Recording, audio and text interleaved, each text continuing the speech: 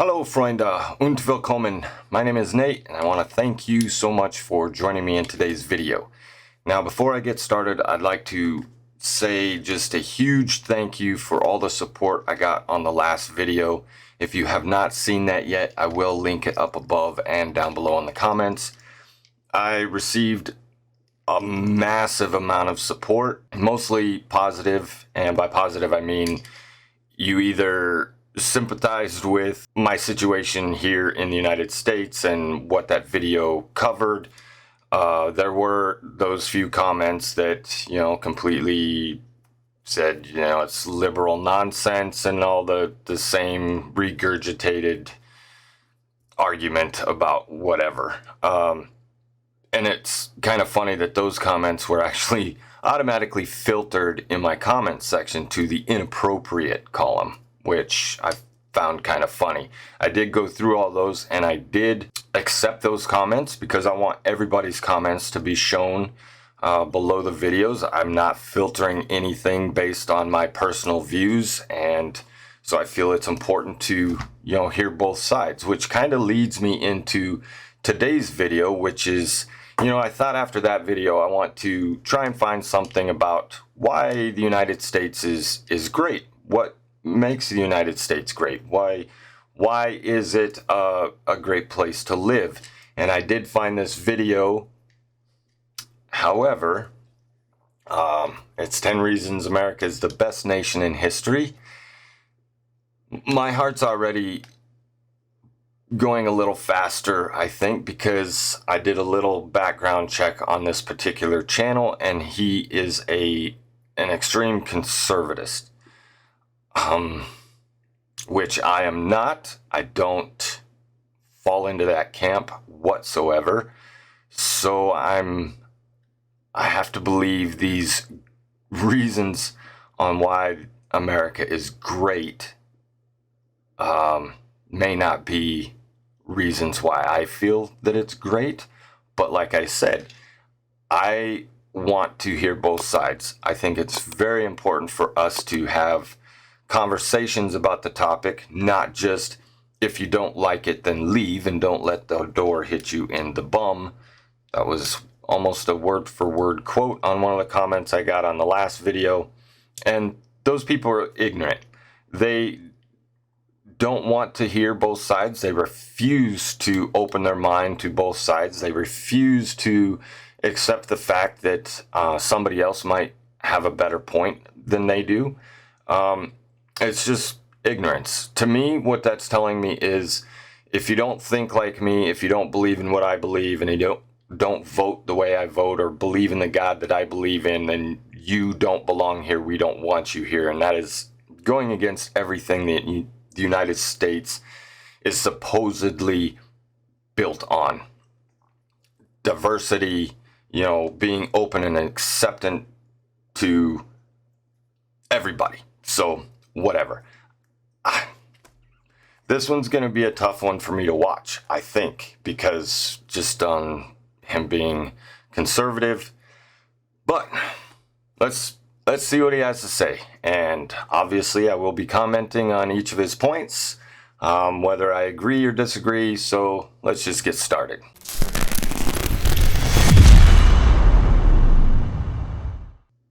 The left really enjoys hating America. And the interesting thing is that it's not just that they don't like America, it's that they evangelically do not like America, right? Like they have to broadcast it to everyone, just let them know how esoteric their views are, how arcane it is that they reside in a country that they cannot stand, which of course warrants the question of why don't they move? And the answer is, of course, that people vote with their feet. And America is the greatest nation ever. And regardless of that fact, clips go viral every now and then of Jeff Daniels destroying America with facts and logic, or of a New York Times op-ed that says America's not the best. It's just okay. Wrong. America is the best, you ostentatious fool, and I've got 10 reasons why, so please, do stay tuned. This is gonna be fun.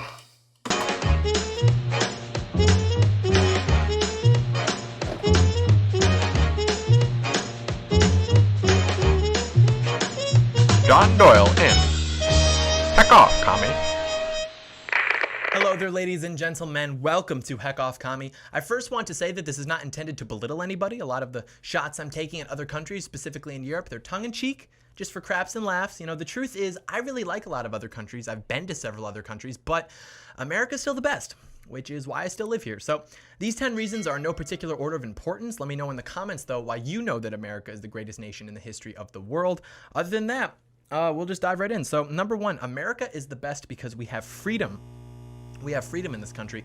Under the First Amendment of our Constitution, the government recognizes our God-given rights to freedom of speech, freedom of religion, freedom of the press, freedom of assembly, and freedom to petition the government. Of course, people that live in America take this for granted, and then they go and they travel to Western Europe or Canada, and they're like, wait a minute, they have freedom too. Why do we pretend that America is the only place that has freedom? It's like, because they don't have freedom the way that we do, sweetheart. And if they do, it's much less secure. Canada has no absolute free speech. Their government can regulate speech that is deemed offensive, such as hate speech. In America, hate speech is still protected speech because the price we pay to live in a free society is accepting the risk of being offended. What about in the United Kingdom? They passed a little number about 16 years ago entitled the Communications Act 2003. And under Section 127 of that legislation, you are guilty if you send a message to somebody that is perceived to be obscene, grossly offensive, or of menacing character. You can get sentenced to 6 months for it.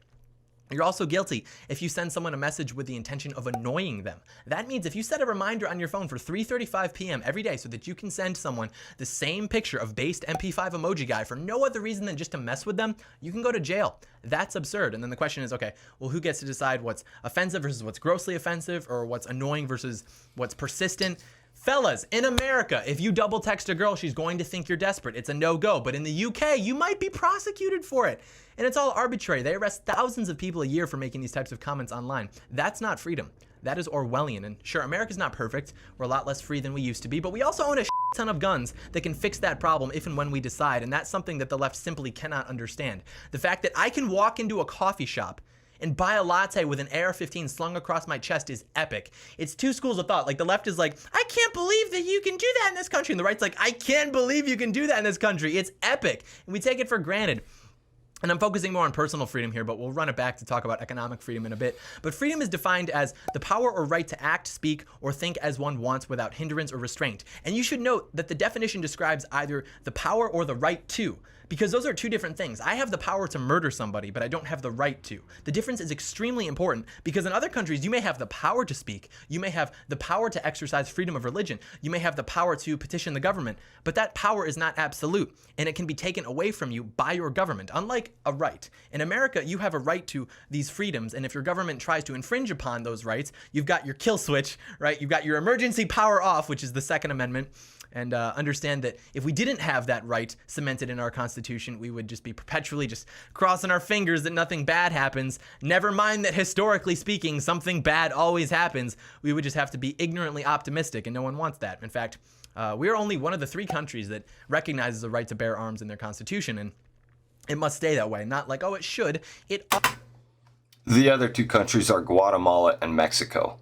Now, probably for good reasons. What happens in those, not to be stereotypical, not to talk down about, those other countries, but to say that, it's a good thing that we're only one of 3 with the right to bear arms. There's something to be said about that.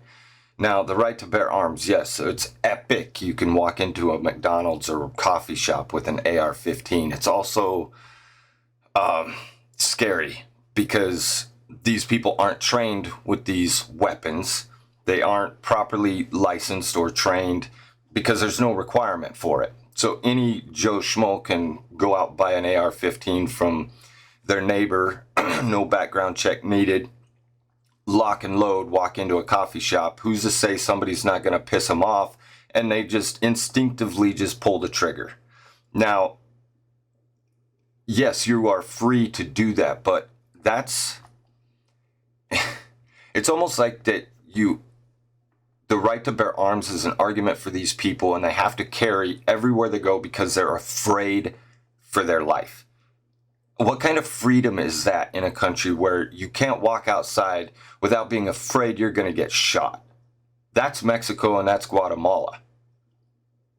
That is not a freedom that I want. I want to be able to walk outside knowing there isn't some loony walking around with an AR-15 that just goes off all of a sudden and starts shooting people. It doesn't happen all the time. I'm not saying that everybody is like this. I support the Constitution. I support the freedom of speech, the right to bear arms. It's in our Constitution. I think it needs to be rewritten to a point to reflect today's time. You know, it's 2022, not 1700. But backtracking a little bit on the freedom of speech, yes, we have freedom of speech. We have the freedom of hate speech, which I think is disgusting. I'm sorry, but, you know, and I'll exercise my freedom of speech right now by saying this guy's a tool. I mean, these are the same arguments conservatives and the right wing always want to push. Well, we have more freedoms than anybody else. No, we really don't. Look it up. Freedom of speech in the United States isn't number one on the list. We are far down the list. There are plenty of other countries that have more freedom of speech than we do. It's a fallacy that the right likes to push on the left. I don't affiliate with either side.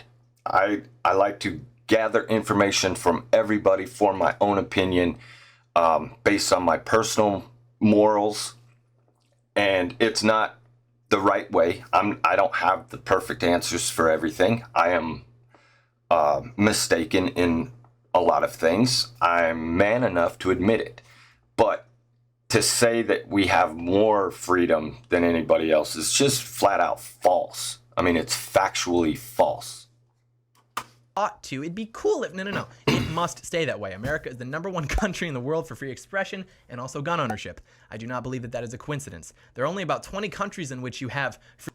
Yeah, because somebody exercises their right to free speech to call somebody else a tool bag, and that guy exercises his Second Amendment rights to shoot the other guy in the head.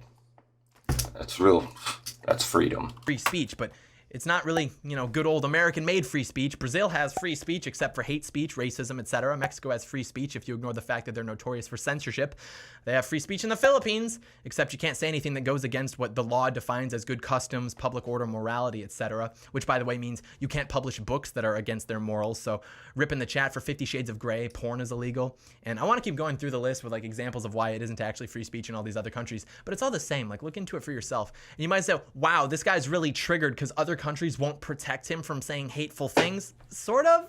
I just like freedom, right? And it's I don't think people should say hateful things, just like I don't think people should watch porn. But there's a difference between what you can do and what you ought to do. And I don't want the government deciding what I ought to do when it comes to my personal freedom, so long as it doesn't infringe upon the rights of others.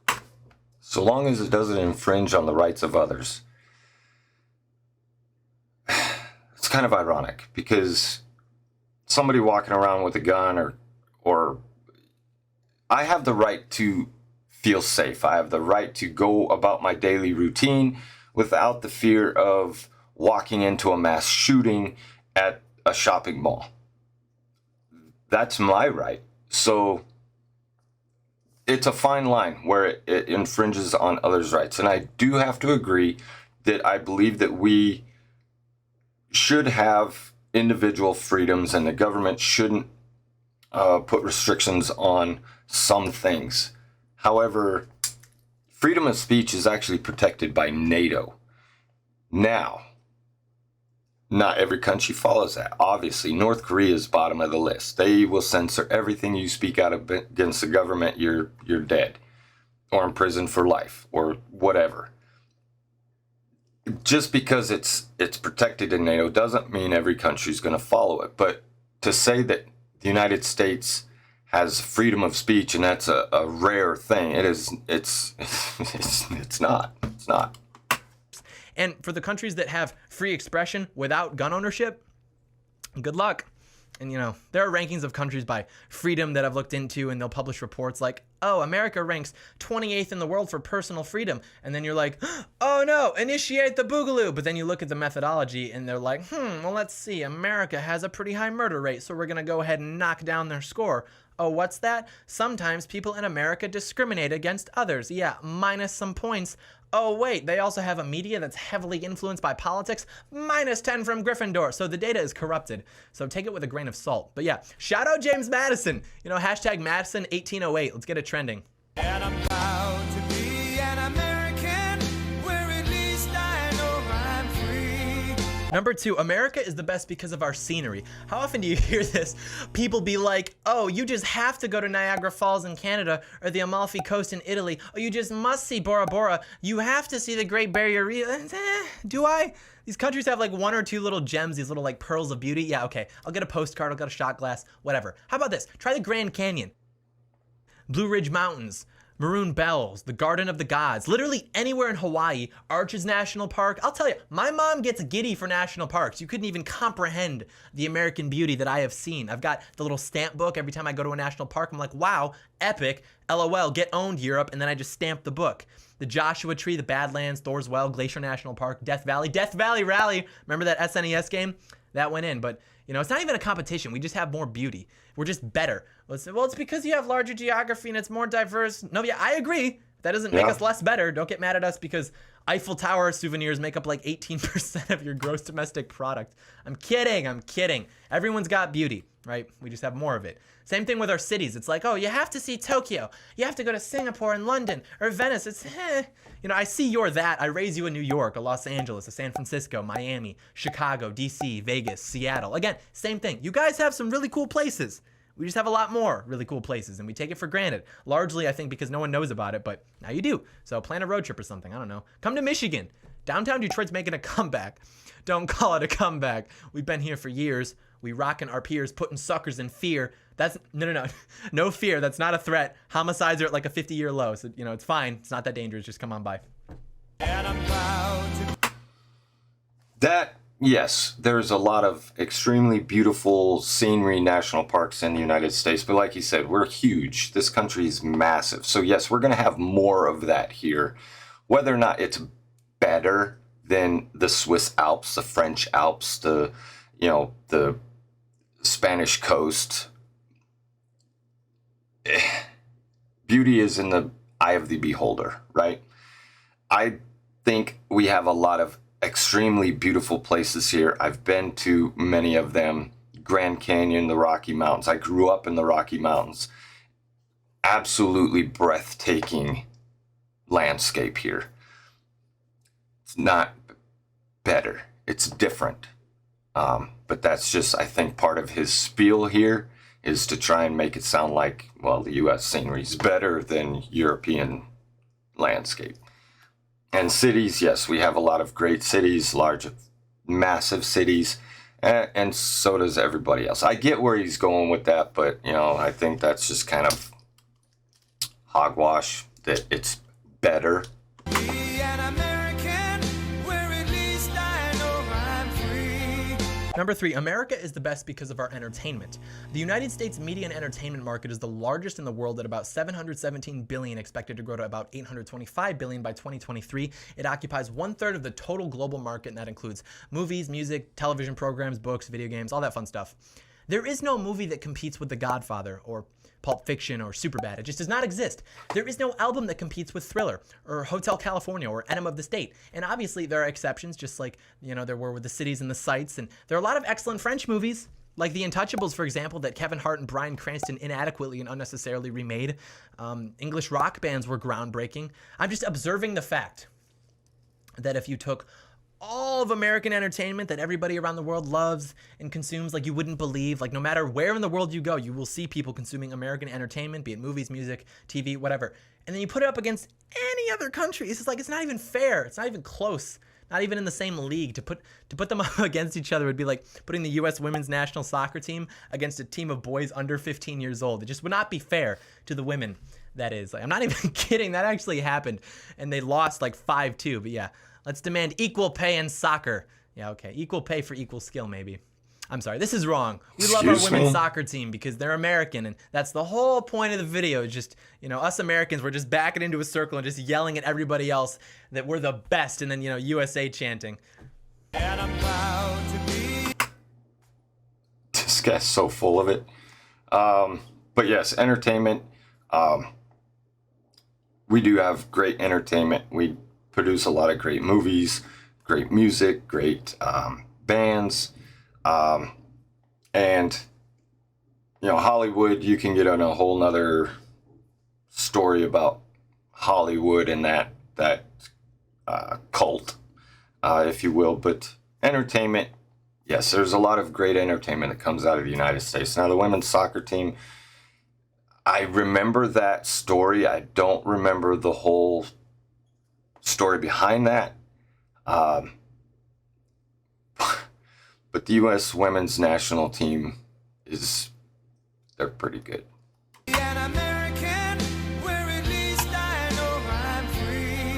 Number 4, America is the best because of our innovation. Really could just say the word internet and then we move on, but I'll humor you. I've got some more. So shout out to the USA for cell phones, personal computers, laser printers, universal product codes, email, video games, global positioning system, that's your GPS, transistors, 3D printing, refrigerators, light bulbs, airplanes, anti-lock brakes, digital cameras, electronic spreadsheets, Google, Wi-Fi, Facebook, YouTube, iPhones. We could just keep going on and on.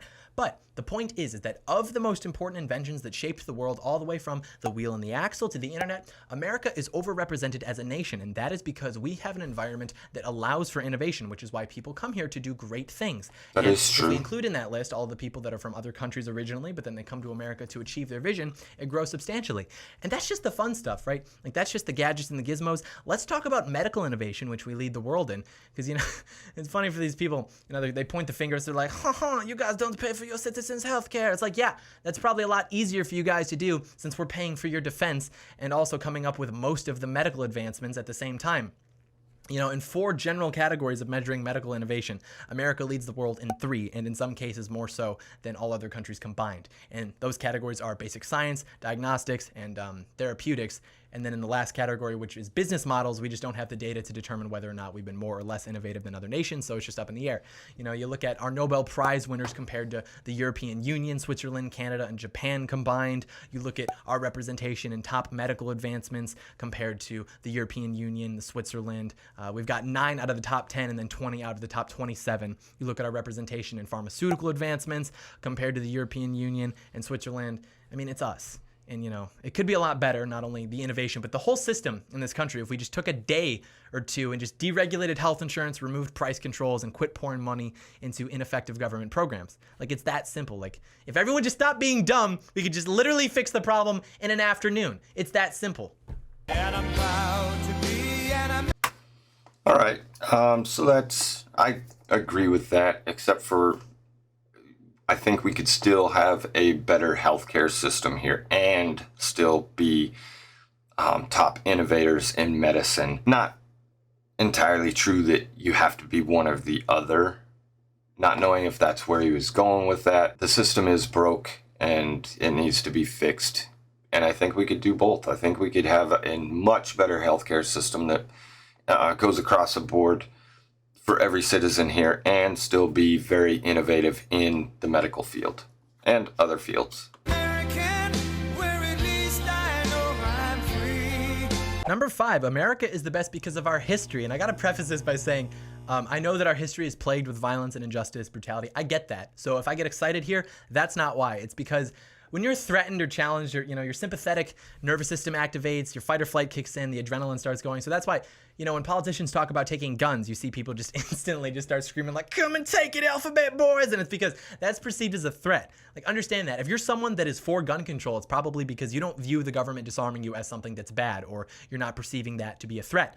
But when us gun owners hear that, that is a threat. That triggers the fight or flight. Like, it literally gets us ready to fight. Because you don't understand what they really want to do.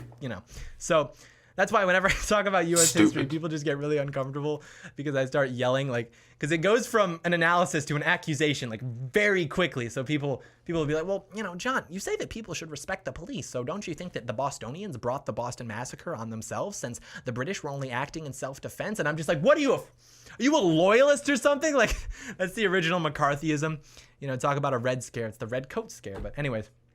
American history in general is a story about people fleeing persecution in search of freedom, discovering new land, continuing to face persecution, fighting a revolution against the most powerful army in the world, winning, and then going on to become the greatest nation in the world, from our innovation to World Wars I and II, the moon landing, collapse of the Berlin Wall. I mean, that's basically the outline here. It's a great story. And people will say, oh, well, it wasn't a new country. People already lived here. Yeah. I'm not going to stand alone to apologize for acquiring land the way that virtually every civilization ever acquired land. Native Americans fought with each other over land. America has to apologize for doing it too, and America has to be the only country to apologize. I don't know about that one. And by the way, most of the people that bring that up only bring it up because they already hate America, and they're just looking for ways to substantiate their preconceived feelings. You know, was it awful? Yes. But the apology you're looking for isn't genuine. You aren't asking for an apology because you think it's awful. If you did, your little keyboard warriors would be asking for apologies from France, Germany, Japan, the Middle East, specifically Turkey, Syria, and Iraq, China, Russia, Britain. I mean, literally everyone has done it. That's not to say it's okay. It's just to say that your reasoning for wanting America to apologize for it is not genuine. You aren't actually concerned about morality. You're concerned about hating America. And I'm proud to be. Okay, I get both sides of what he's trying to say here. The U.S. isn't the best because of our history. I don't know where he's going with that. The history of the United States doesn't make it great. I do see where he's going with the,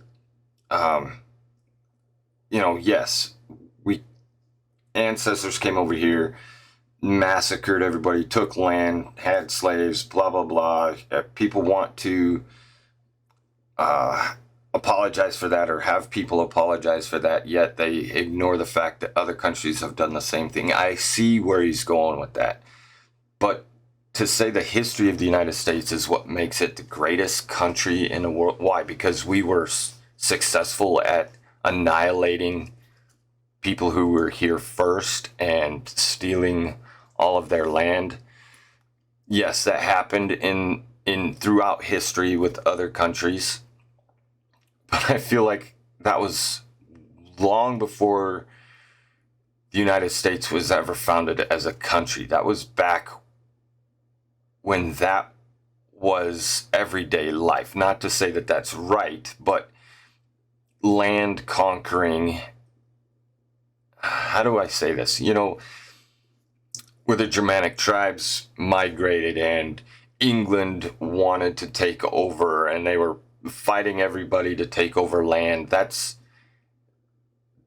what happened then. I feel like, not because it's more recent, the United States, and because it's still going on, we are still suppressing those people that we have taken from, where I feel like other countries are doing a better job of making up for that, for including those people, for apologizing as a whole. I could be wrong. That's my impression. Not every country, obviously, but how do you put the United States history in the same category as any other country when we're only this big in the timeline of history? You know, it's just, that was kind of I didn't expect that one. Number 6, America is the best because of our values. These values we have that built this great country of ours, and they are the best. And values like independence, being self-reliant. Americans expect anybody who is able to work to work. Like, it's just such a given within our values. We don't even feel like we have to explain it. But then you've got people like our socialist darling, Alexandria Ocasio-Cortez, who believes that people who are unwilling to work shouldn't have to work, as written in her Green New Deal. Americans also value our privacy. We don't like you on our property. You knock before opening a closed door. You don't ask about money, religion, or politics. We also expect people to stay out of our personal space in public. We have fences around our houses. This seems normal. Like, this is just normal American culture. In other countries, it's not like this. It's not even like this in most Western countries. And I love this about us, because I just know that it's downstream from our history. Like, you know, we've got this colonial spirit of just like, who are you? What do you want? Get the hell off my property. Leave me alone. It's funny. It's great. But Americans, we're still laid back, you know, we're chilling. We wear casual clothes to school. We don't use formal greetings. We're funny. We're extremely competitive. We compete for jobs, we compete in school, we compete in athletics, we compete for women. Almost everything we do is a competition. And the reason for that is because this country values individualism. He who earns will get. You know, best man for the job. We've got an incredible work ethic. We work 137 hours more per year than the Japanese, 260 more hours per year than the British, and 500 more hours per year than the French on average. So, you know, don't give me the, oh, you Americans are so lazy. Like, nah, buddy. We're putting up numbers on the board. Just because we're fat doesn't mean we're lazy. We're actually so good at overeating that we can still work that many hours and remain fat. It's a high energy country. Man, you know, time is money. You have to be efficient. You were 5 minutes late. Sorry, we replaced you. This country breeds excellence because it requires it. We have a sense of duty to our family, our fellow citizens, to God, to our country, and that's all out of love. We love our country because of the people in it. No one loves the government. The government is dumb. We love everything about this country except the government. It's like, hey, do you like liberty? And then he's like, me? Oh yeah, I like liberty. It's like, cool, we're friends now. And I won't name drop, but you can probably guess. You know, when I've been in parts of the country that tend to reject this idea of Americanism, everyone's like a total dick. Like you could have a heart attack while crossing an intersection. People would just like walk around you. But in other parts, it's like your car breaks down on the side of the road.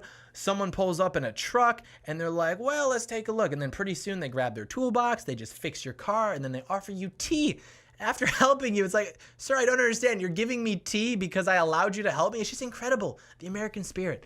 Speaking of which, in all of our wars, about 42 million people decided to put their lives on the line for this country, and about 650,000 made the ultimate sacrifice. So we value hard work, we value honesty, responsibility, faith, family, generosity. We have done more to help more people than all other nations in the history of the world combined. That alone, if not everything else, makes us the greatest. We value life, liberty, and property, and when something threatens that, that something has made a fatal mistake. Okay, that's just all nonsense. That whole bit. Just stupid nonsense. You're really bragging that you work 500 more hours than the average French person. That's not something to brag about. We get work to the bone. We're expected to be at work. We don't get any time off. We don't get any sick time. You take one extra day of sick time, you're freaking fired. You lose your health benefits and you die in your apartment. Check out my last video. That's not something to brag about. The other countries do it right, where they work half as much as we do and get just as much done. That's something to be proud of. That alone to make America the greatest country in the world, you're backwards. You're completely backwards. Other countries get just as much, if not more, done and work a lot less than we do. Where a 10-hour day is normal here, in some other countries that's abnormal. That's rare. And forget about working beyond that.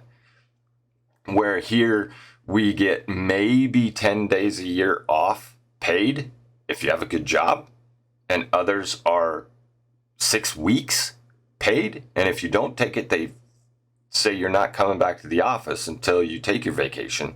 The quality of life in other places is so much better than here because they aren't worked to the bone. They aren't working their entire life hoping that they'll survive because they can't get rid of their health insurance. That whole bit was just stupid.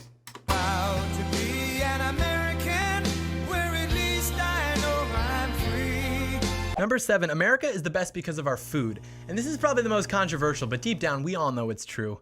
Yeah, okay, buddy, maybe once or twice you go to some like franchise Chinese food place so you can feel real cultured, but deep down you know it's true, and it's fine. You don't have to admit it to me, I don't care. But you know that you couldn't live without apple pie. You couldn't live without corn dogs, buffalo wings, Reuben sandwiches, chili, macaroni and cheese, biscuits and gravy, barbecue, you know, ribs, pulled pork, all that good stuff, s'mores, the BLT sandwich, meatloaf, grilled cheese, cheesesteaks. Remember, I drove overnight to Philly just for a cheesesteak. It's on the channel, like it's documented. I did this. Tater tots, peanut butter, jelly, cheeseburgers. I mean, I'm salivating at just the thought. People be like, oh, Italian food. It's like, I don't need to go get pickpocketed and buy a fake Gucci belt just to get pizza that's slightly better than what I can get in New York. Mexican food, just dip a laxative in hot sauce, same thing. And French food, it's basically, French food is just cheese and bread. I already have that here. It's called the grilled cheese. Okay, like, I don't know, man. American food is just better. I don't know how else to describe it. Like, we don't have to be pretentious and, this has a rich and balsamic aftertaste. No. You take a bite and you think for a second, you're like, this food is good. And then we move on. That you can actually buy. Her bathwater can be purchased on BelleDelphineStore.com. The bottles of bathwater are going for a staggering staggering $30 a bottle. And they come in this little small jar labeled Gamer Girl Bathwater with a little Xbox controller on the top and a message that says, "Love from Belle Delphine." Number 8, America is the best because Food. No. We put so much garbage in the food that other countries aren't allowed to put in because it's not healthy. I don't know. That's subjective. You know, everybody has their own taste in food. I like certain foods that other people don't like. They like certain foods I don't like. I think you can't even put a best or worst on food, I don't think. we determine our destiny. One could say that we manifest our destiny, but he who says that is sure to face backlash. But it's true. This is a country where you can make something from nothing. This is the land of opportunity, which is why we have so many innovations, which is why we have an infinite number of success stories, and we have economic mobility. If you are poor in this country, it's pretty easy to figure out how to lift yourself out of that. All you have to do is make good decisions. Other countries, you're pretty much stuck. No. Here, you finish high school, you get a job, don't have a kid before you're married, and 75% of those people that did those three things make it to the middle class, which in America is between $41,000 and $122,000 a year. That is so much money, not only compared to other countries, but like in this country, you can do so much with a middle class income, and people do every day in this country. And you know, these young liberals, they become obsessed with iPhones and Starbucks, designer clothing, all this, and so then they get upset because they're not going to be able to afford all of that on a middle class salary. And it's like, you know who doesn't care? Middle-class families that go to work every morning to provide for their families. Do you think they're losing sleep over some kid complaining, well, billionaires exist? No, they don't care. They don't have the time. When you're young and your parents are providing everything for you, it's real easy to spend your time attending protests, complaining about everything and anything. But when you're independent, when it's time to make the donuts, you don't have time to just whine about things because people, namely yourself, are depending on you. And sure, obviously, people born into rough circumstances are going to have a harder time making a name for themselves than, you know, people born into wealth or people even born into the middle class. No one denies that, but it's not absolute. There is no 100% guarantee. And we know this because people have defied the odds and become tremendously successful in this country. And it's because we celebrate and reward hard work, entrepreneurship, and innovation in this country. If somebody continues to make good decisions and work hard to stay on the right path in this country, it is basically impossible that they will remain in hardship. And this is known on a global scale, which is why everybody wants to come to America. And I'm proud to be. Yes and no.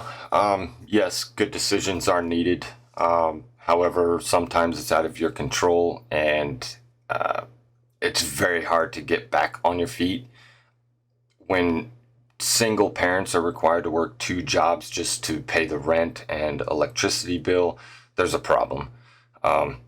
So I don't think that's entirely true. Yes, there's a lot of ways that you can be successful in the United States that you may not be able to be or have in other countries.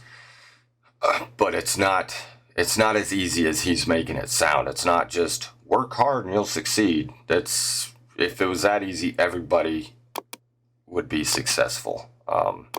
And for the complaint about young liberals wanting their Starbucks and iPhone, well, do the research on what it was like in the past and their parents or even their parents and how much things cost and what the livable wage was then.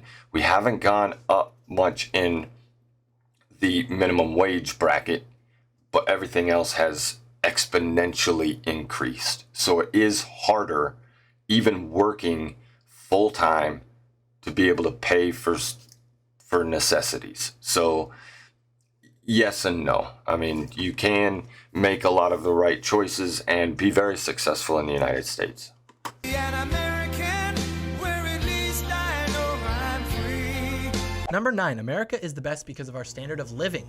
We hear an incessant amount of rhetoric in this country about our poor, and there are poor people in this country, but you have to understand, poor is relative. So our poor in comparison to the world's poor live like kings, and our poor compared to the rest of our people are still in pretty good shape. Poor Americans have more living space in their homes than the average non-poor person in Sweden, France, and Germany. 96% of poor people report that their children were never hungry at any time in the last year. The problem that we have is that our politicians like to direct solutions to poverty based on its symptoms instead of its causes. They want to start mopping up the floor even though the bathtub is still running and overflowing. But Here's some fun facts about what it's like to be poor in America. 80% of poor households have air conditioning, but in the 1970s, only 36% of all households had air conditioning. 92% have a microwave, almost 3/4 have a car or truck, and about 1/3 have at least two. About 2/3 have cable or satellite television. Half have a personal computer. 1 in 7 have at least 2 personal computers. 43% have internet. 40% have automatic dishwashers. More than half have a cell phone, and 1/3 have a widescreen plasma or LCD television. Now, let's talk about nutrition. Examination has shown that your age and gender are actually a larger predictor of nutrient intake than your income status. The nutrient intake of an adult woman in the upper middle class more closely resembles the nutrient intake of a poor woman than that of an upper middle class man, child, or teenager. And the average nutrient consumption of an upper middle income preschooler is virtually identical with that of a poor preschooler, but not with the consumption of adults or older children in the upper middle class or upper middle income. So the standard of living for poor Americans, comparatively speaking, on a global scale is extraordinarily high. They have access to technology that rich Americans didn't have 50 years ago, and probably even more recent than that. And as far as the average American standard of living, I mean, we all know, we've all seen it. It's incredible. It's the highest standard of living in human history. We take it for granted. You know, I pull something in my kitchen and water like comes out that I can drink. The bathrooms in and of themselves, it's amazing. I have access to clean water and sanitary disposal of human waste. Those used to be like 2 of our biggest issues, and then we solved them. Now people are running out of problems to solve. So they're, oh no, fascism. Oh no, income inequality. It's like, shut up. Go look at your sink for like 5 minutes and then come back. That'll humble you real quick. Go stare at your sink and then come back and tell me your life is hard. Like, you have a sink. It can't be that bad. Chill out. I don't understand this argument. Standard of living, and you have a sink, so that must make it the greatest country in the world. Pretty sure Germany has sinks, running water, toilets that flush. They even have cars and TVs in Germany, if you didn't know. I don't know what the point of that was, and so just move on. Just move on. Women make the same as a man, and do I get to choose what I do with my body?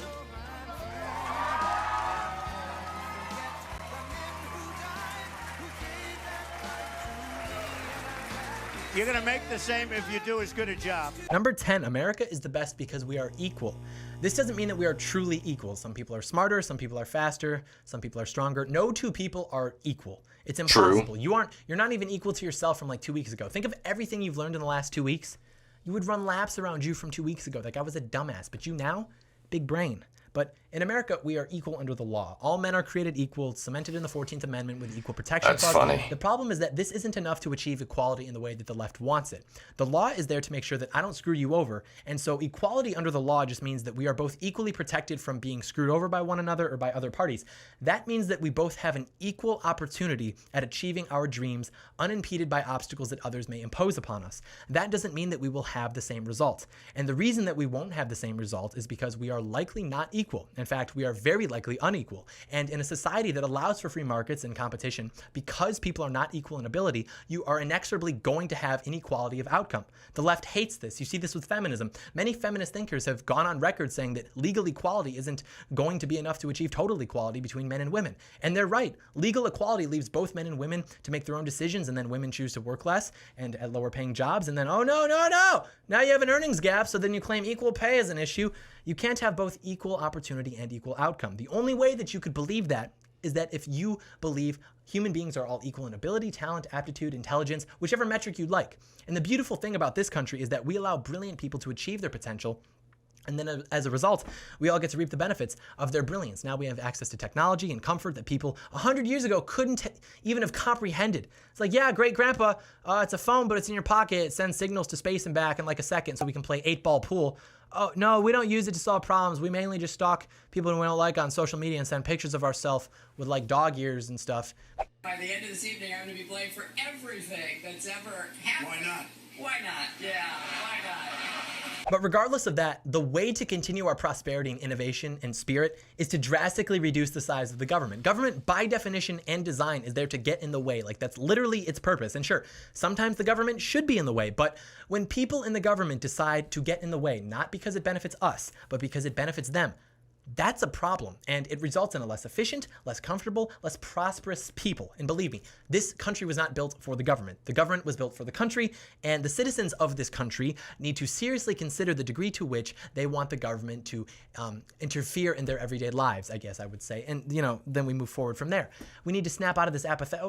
Well, I guess this law just passed. I guess I just have to do this now. You know what's annoying? The IRS. The IRS is not granted. If people stop thinking of things as like what my enemies want versus what my party wants, and then whatever the government decides that we get, do you know how much we could accomplish? Like, people are like, oh, grr, I'm mad at the government. Like, buddy, you're too worried about sports ball and Stranger Things season 3 to fix it. Like, there was a bill like 2 years ago that would have abolished the IRS and income tax. Granted, it was never enacted and it died in Congress, but politics is downstream from culture.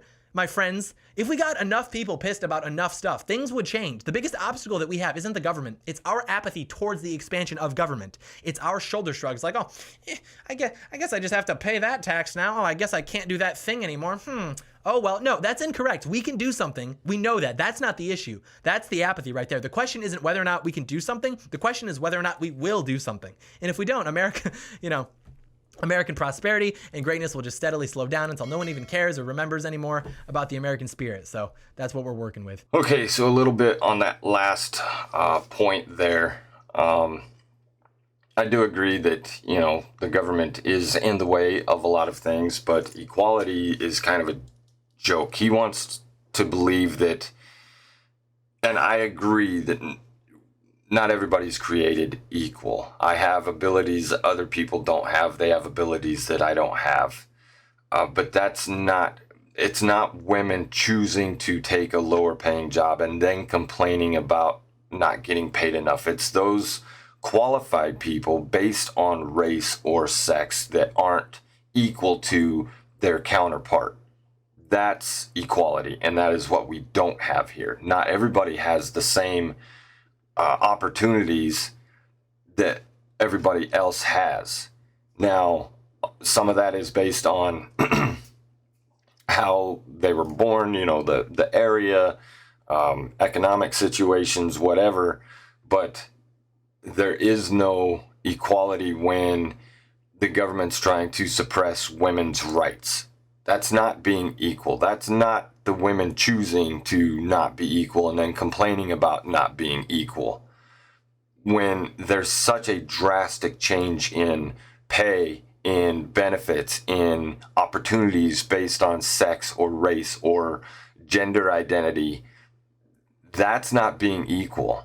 So he's off base with that.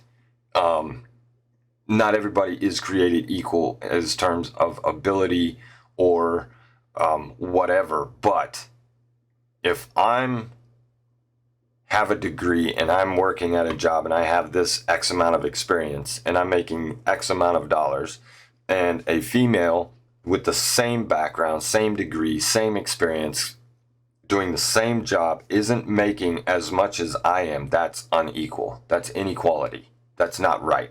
There should be an equal pay. I think what the conservatives are thinking is that people are crying about not wanting to do the work but getting paid the same. And that is absolutely untrue. That is not what the people want. They've put in the work, they've put in the time, they've put in the effort, the blood, sweat, and tears, and they aren't getting compensated fairly at the same rate as somebody who's done the same thing. So overall, kind of tongue-in-cheek, I almost feel like this whole thing's satire, but he is a conservative. They have their beliefs, and I'm not conservative, so I have my beliefs. I don't think everything was on point with this video. I do agree with some of it, not to the point that he made, but as far as scenery, the United States is very beautiful. It is. So are other countries. The United States has good food. So does other countries. The whole gun and freedom of speech thing is just a joke. I own guns. I have a couple. They're my grandfather's old hunting rifles. I like to shoot guns. I like to, smell the gunpowder, but I'm not obsessed with them. I don't need one. I don't need to carry one. everywhere I go because I'm afraid somebody's going to shoot me first. Whatever. Let me know your comments down below. I'm sure I'm going to get both sides of the fence on this one as well. I hope you enjoyed it. Again, thank you so much for the support on the last video. And I'm still really trying to get my wife to do a video with me. I found a video I'd like to react to, but I haven't watched it yet because I'm trying to convince her to do it with me. It has something to do with German food. I think it would be great if a real German reacted to it, because as an American, I don't know if I would know if Germans love these types of foods that are illegal in the United States. So leave a comment down below if you want me to try and get my wife on the channel. The more comments I get for that, I will share with her and tell her, look, you are wanted by the people, so get on the channel and let's do a fun reaction.